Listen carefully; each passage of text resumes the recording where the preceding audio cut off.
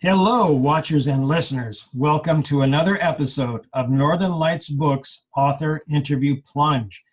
Today, we're talking with Joanell Serra, straight from the heart of California wine country, Sonoma Valley. Joanell is an MFT with publication credits in literary and online journals, including Manifestation, Eclectica, Blue Lake Review, Black Fox Literary Magazine, Poydras Review, and others. She was shortlisted for Storysouth Million Writers Award, won the grand prize at the Santa Barbara Writers Conference, and won the 6th Street Short Play Festival. Her debut novel, The Vines We Planted, was just published by Widow Publishing in May 2018, and you can find links to her work on this page. I'm going to read a lengthy portion of the start of The Vines We Planted.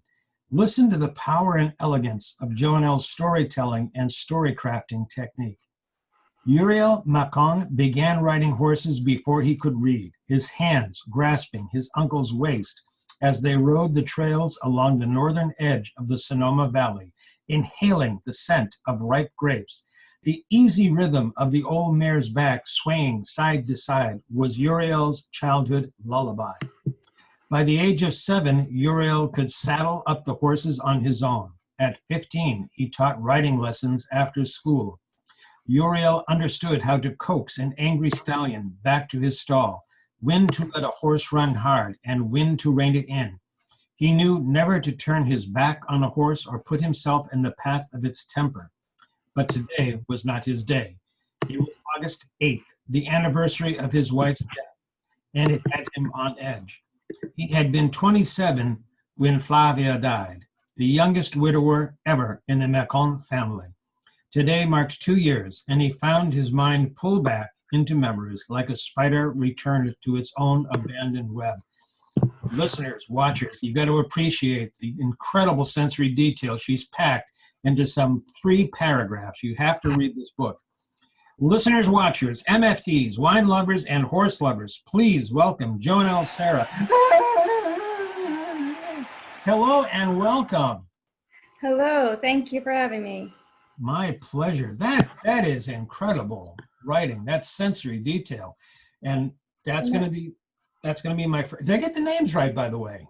You did really well on the names. Thank you. Everyone who's watching and listening, she schooled me on that. Just so you know. I'm gonna start with the questions right there with the animals, the riding the horse. I have a background in large animal husbandry, and that opening made me feel the lead leathering my hands again. That is evocative, incredibly excellent evocative writing. How did you develop that storytelling technique? How did that come about? You opened a can somewhere. There it was, right? No. I've been writing a long time, and in fact had written other novels that had, I would say, less sensory details, were not as well written. And this novel came because I decided to throw away all the books on how to write a book and write myself short stories that I loved in a location I loved. And really and read only literary fiction for a period of time and read all my favorite old classics so that I felt inspired. And I wrote a whole bunch of short stories. And when I brought them to editors, they said, A, we never publish short stories, and B, this is actually a novel, which had not been my intention. But as they pointed out, all the same characters kept coming back in every story, which pretty much is more of a novel. So I am at heart a novel writer, but I think the way I wrote this one as well as I did is because I took off the pressure to write a novel and instead just really got deep into each character. Good work. I'm impressed. You live on a mountain in Sonoma Valley, and that's the setting for The Vines We Planted. Does that kind of familiarity help or hinder the writing process? Oh, I think it helps tremendously. Every time I'm feeling even a little bit stuck or the writing feels a little dry, I go for a drive. And then I take, and the scenery here is so stunning that really the big challenge as a writer is to not to say beautiful over and over, because it is so beautiful. And then the other piece is I get out of the car and I walk. So I walk the neighborhoods where folks might live who are not are different economic stratas in both directions. And I hang out in the bar where people are talking, and I just sit and listen and sip my cranberry juice and listen to people talking. And research is real, and it's where better could you do research than in the Valley? So for me, it's been quite helpful. Very good. Wine country, regardless of where it's located, always ends up being the setting for literary fiction about families in conflict. And there's always a hint of some kind of mystical overtones. Is that the case with the vines we planted? Yes. In its first edition, it was the first draft. It was actually even more so with magical realism. That was a step further.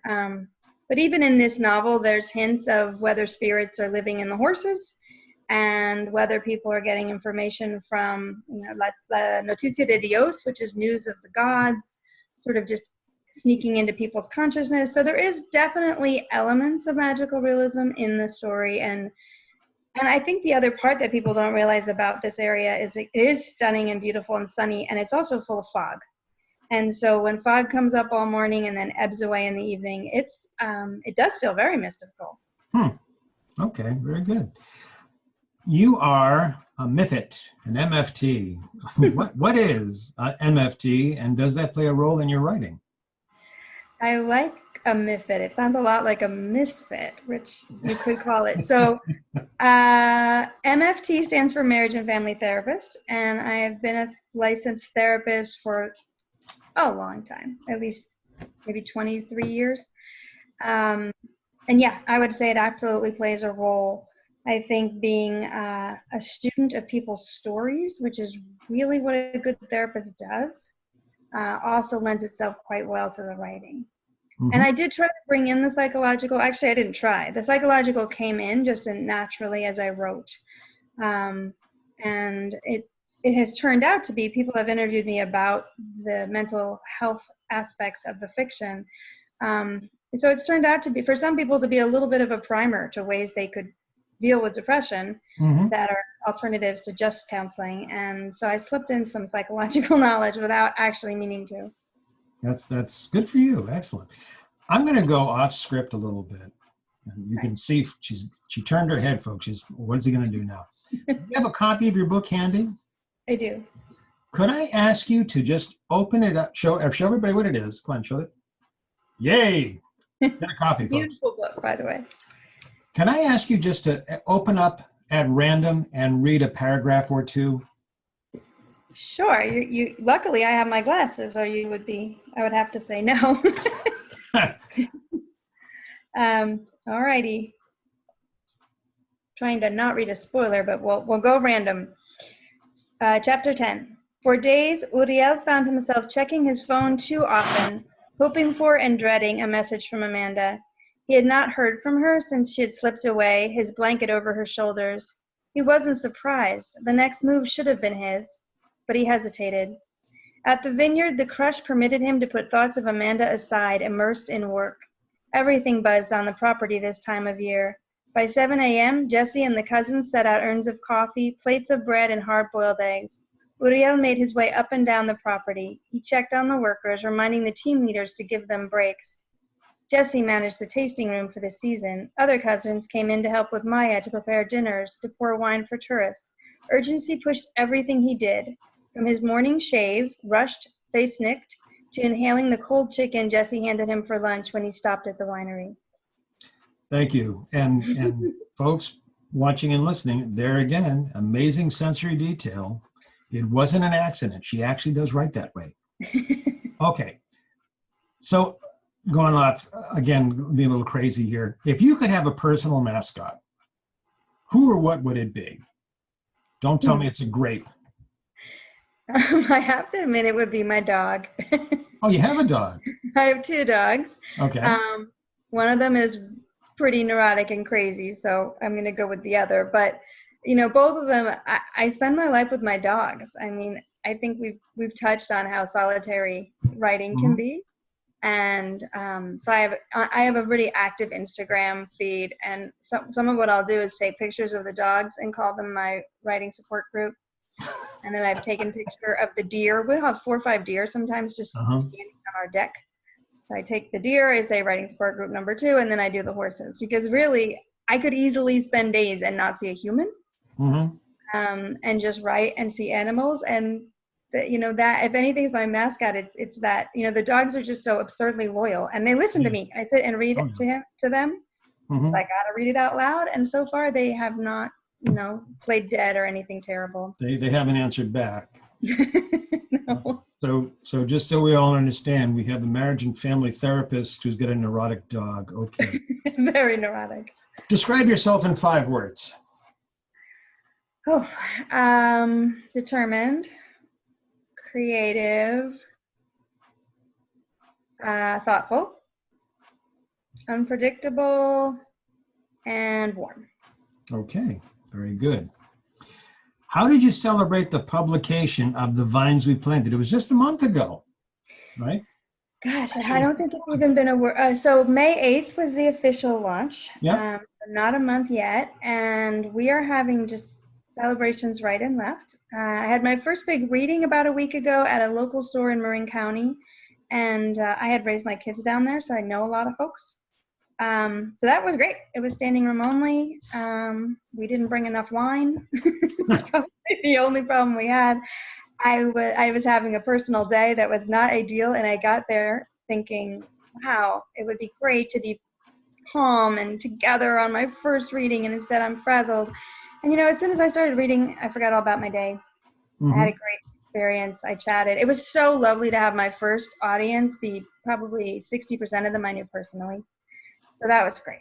And now we have another party this week, and we have 3 more planned. So launches all over Sacramento, the East Bay, back east, New Jersey. We've got things coming. Always with wine. In the Boston area. We are coming. I am coming to the Boston area. Yes. Well, it'll be before. I'm going to be in Europe from September 8th through 16th. So it'll be right before or right after. I'll do New York on one end and Boston on the other. And I'm thinking we're going to be in the a bookstore in Belmont. Okay, definitely. Keep me updated there. Okay. What do you want your readers to remember most about The Vines We Planted? I think the theme of resilience, that, these are folks who have some really hard bumps on the road and some really difficult territory to go through, and yet they do get through for the most part, and they do come back, and in the end are able, I think most importantly, they choose to love again. So I would say if there's a feeling that gets left with folks, I hope it's that. And what I'm hearing from people is also that they are falling in love with the setting, and that I've been getting all kinds of texts and emails from people I've never met and messages saying, okay, I'm coming to Sonoma now. That's on my bucket list after reading it, which I also really enjoy. Excellent. I hope you get a percentage from all the business. I think I should.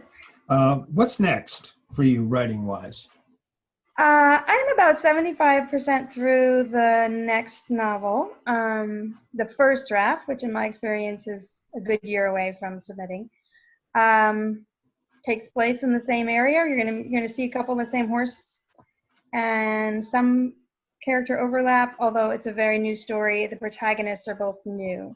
So I didn't want to call it a sequel because it's not picking up the same storyline, but in more of a Louise Erdrich or some of my other favorite writers have a way of circling back to certain families and territory, and that's the plan. Excellent. So we can look for that the end of 2019 or 2020? Oh, that would be great.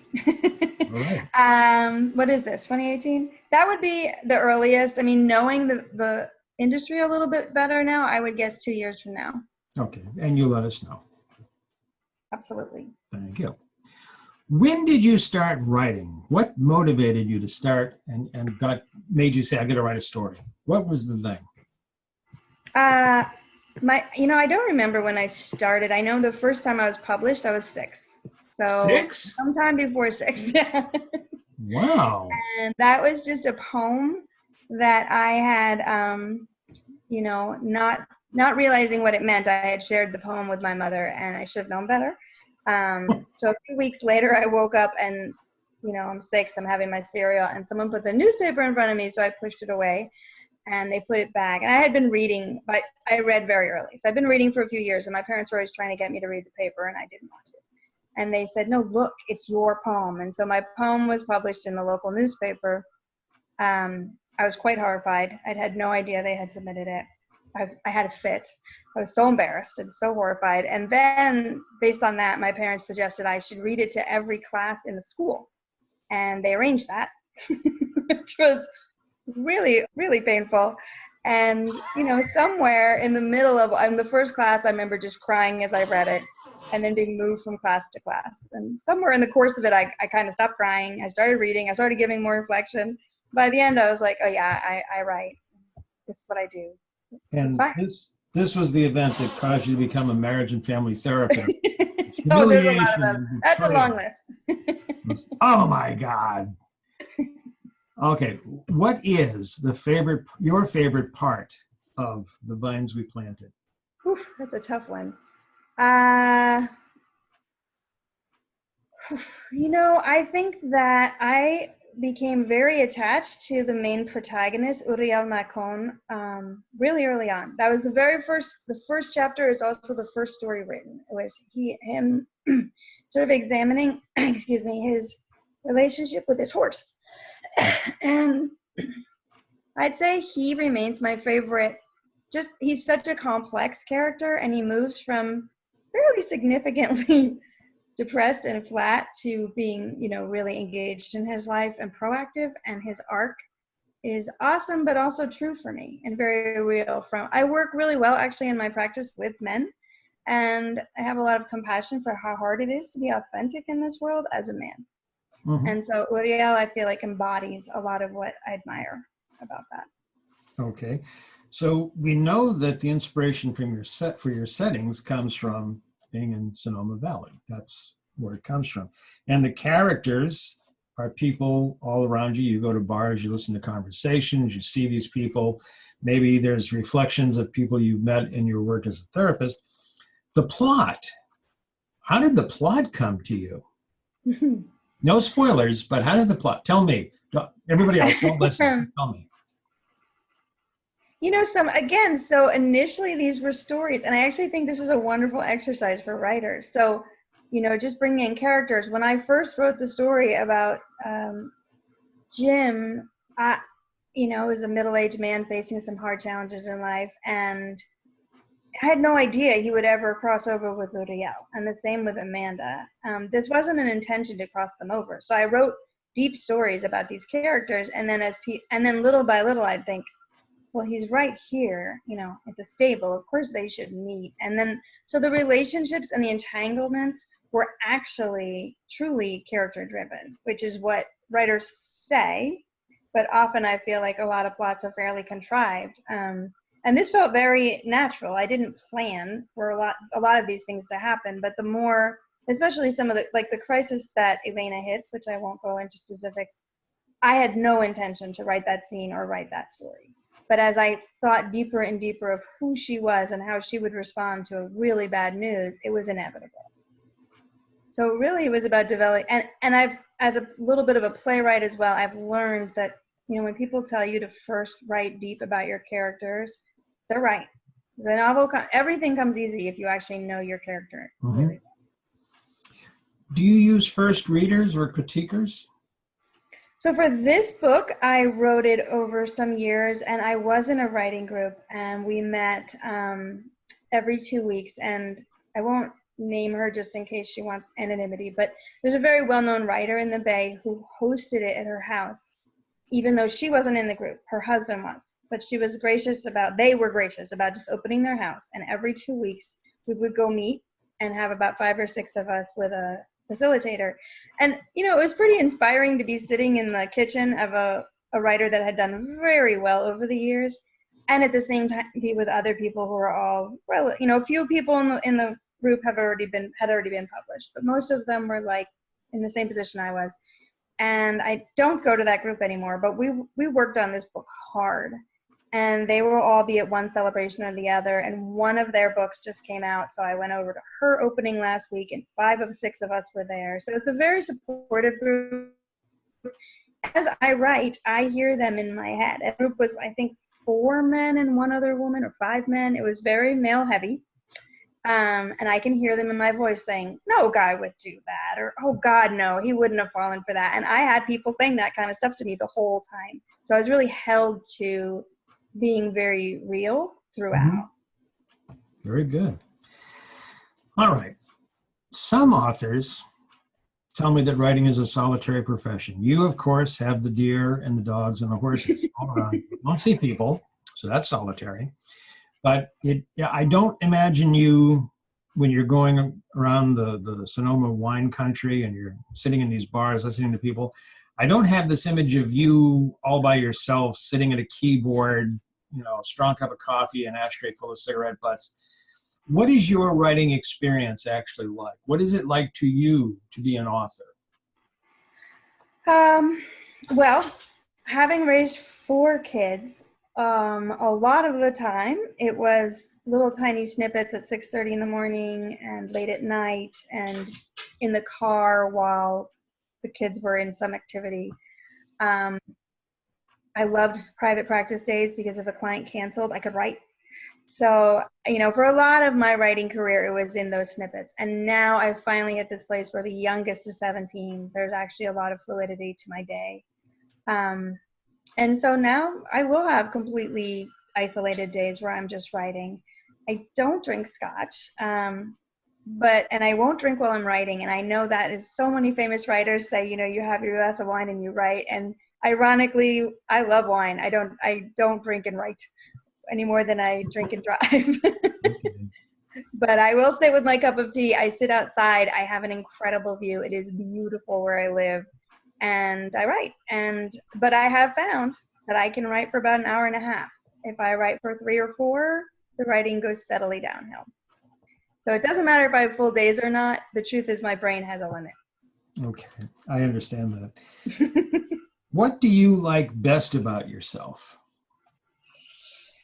I have a pretty open door policy in my home and my heart. So, we didn't set out to raise 4, but circumstances happened to some folks. And so we have 2 biological and 2 that we took on in different ways. And I feel that they've made this incredible tribe, and their partners have joined the family in different ways. And I have a lot of friends with young people who spend a fair amount of time with me as needed. And that's been awesome. When we sit down to really have the tribe come for dinner, there's 20 of us easily. And that's when I feel best about what we've done with our life. I love the book. I'm proud of the book. I'm sure I've done a lot of great work with my practice, but really when I sit down and look at that group of people, I feel like, okay, all the sleepless nights are worth it. Yes. What do you like least about yourself? Having to do the dishes after all. Me in the morning after the sleepless night. I'm actually really bad without sleep, and I'm notoriously grouchy, and it only takes me about 6 hours to bounce back, but it's a pretty ugly 6 hours. Okay. What is your best habit? Prayer and meditation, morning and night. Okay. And your worst habit? Not getting any sleep at night. I am still one of the more disorganized people I've ever met. And I think that's amazing that I've gotten as much done as I have, and still my purse is a nightmare. My wallet is a nightmare. My bills are always a few weeks late. So I would think it's a pretty bad habit, and I actually don't think it's going away. Okay. What do you consider your greatest accomplishment? Your book, these 20-person family get-togethers, or something else entirely?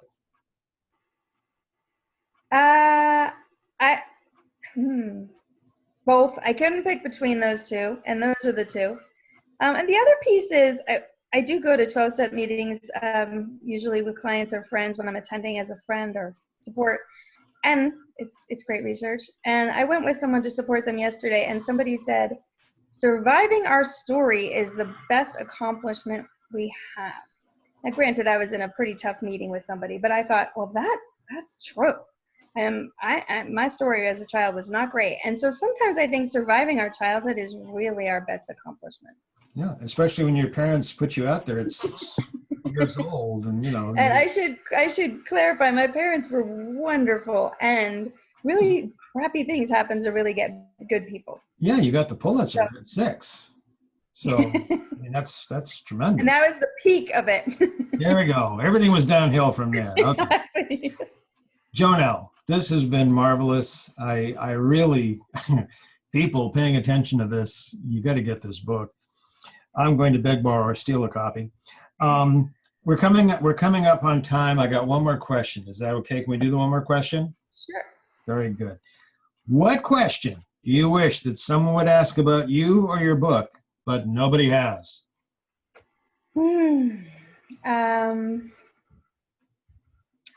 Where can I buy this book? Good question. No, I think that the only thing I would put out, I'm getting a ton of wonderful input from people and feedback and response, which I love. I think the one thing I'd like to say, it's kind of funny. I have a lot of people say, I love the book, everything about it, it should have been longer. And there's a part of me that just needs everyone to know that this book was 50,000 words longer. And I had to cut that much to get a publisher to touch it and work with me. And that is the reality of a writer at this point, is there is a finite number of words where publishers think are, going to make it, going to be hot, going to be seen. And I'm sad because some part of me wants to send the other 50,000 words to everybody who mentions that.